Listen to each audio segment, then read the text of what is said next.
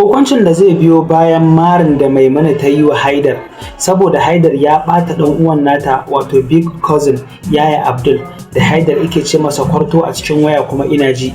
Maimuna ranta ya ɓaci ta ɗau hannu ta zabga wa Haidar mijinta saboda ta fusata.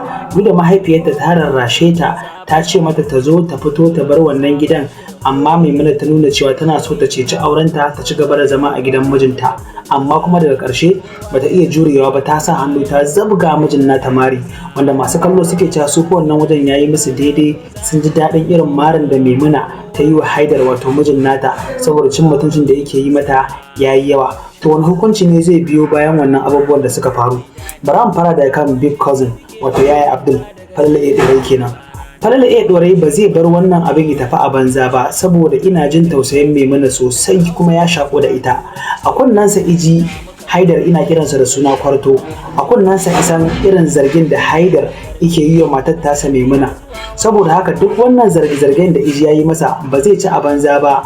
Big cousin wato Yaya Abdul sai ya ɗau hukunci akan Haidar. Duk da Maimuna ta mari mijin nata Haidar, hakan ba zai sa Yaya Abdul wato big cousin ya huce daga ɓacin ran da yake ji akan Haidar ba. To amma sai dai wani abu shi kuma Haidar zai yi wanda zai sa Maimuna da kuma sauran 'yan uwanta su big cousin ɗin gabaki ɗaya su ji a ransu cewa sun haƙura kuma sannan za su bi sau da kafa, shine ce zai sake yarsu. Saboda duk wannan abin da ke faruwa har yanzu Maimuna fa bata shirya wa fita daga gidan mijinta ba, bata shirya fita daga gidan Haidar ba. Duk cin mutuncin da yake yi mata bata shirya fita ba. Wannan marin da koga ta yi masa kawai na ɓacin rai ne da takura, babu inda ta iya, an zamo da ba za ta iya jurewa, tana ji ina kiran dan uwanta da suna kwarto kuma a kanta ba, shi yasa ta sa hannu ta zabge shi da mari. Amma ba wai gajiya ta yi da zaman ba, saboda a ƙasan zuciyarta har yanzu tana son sa. Duk abin da yake mata na wulaƙanci da cin mutunci tana son sa, kuma za ta iya jurewa saboda tana da yaƙini a kansa cewa wata ran zai canja wannan halin da yake. Har yanzu ba a zo inda kuke buƙatar sanin ba, to amma hukuncin da zai biyo baya shi muke so ku sani, shin hukuncin mai daɗi ne ko kuma marar daɗi ne?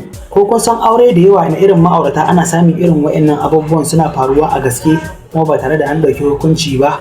Saboda me? Saboda mata sau tari suna da rayuwa ne akan cewa mijinsu zai riƙe su na tsawon rayuwa har abada. Wataƙila sukan iya bijirewa iyayensu da tunanin cewa za su samu goma ta arziki a gidan mijinsu, sai bayan sun je gidan mijin sun ga canji sai kuma gaba ɗaya su karaya su ji rashin aminci. A dukkanin wannan barnar fa har yanzu waje ɗaya aka gani. Me yasa farfagardama zai shigo? A matsayin wa zai shigo?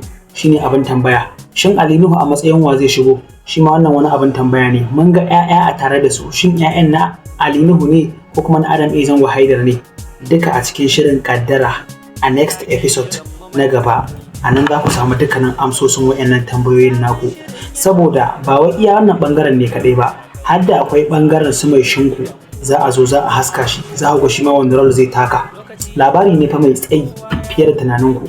Shirin Kaddara ma yanzu aka fara. Wannan kunci da Nafisa take ciki na san mutane da yawa ba san sa suke ba, amma su yi haƙuri, akwai lokacin da za su rama magoya bayan Nafisa Abdullahi.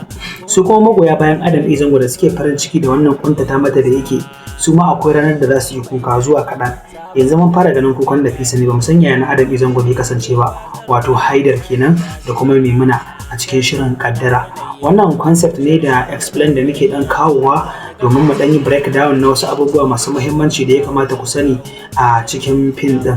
Kun ga yanzu Yaya Abdul wato big cousin akan sa muka yi magana, kuma insha Allah next idan mun zo za mu ɗauki ɓangaren mahaifinta, za mu ɗauki ɓangaren yan uwan Adam A Zango da yadda suka goyi bayan sa a sanda aka samu matsala da shi da matarsa ta kai karansa, sannan kuma za mu ɗan yi ƙarin haske akan yayar matar tasa wato yayar Maimunatu ta zo gidan Maimunatu tana sa'insa da ita da mijin kanwarta.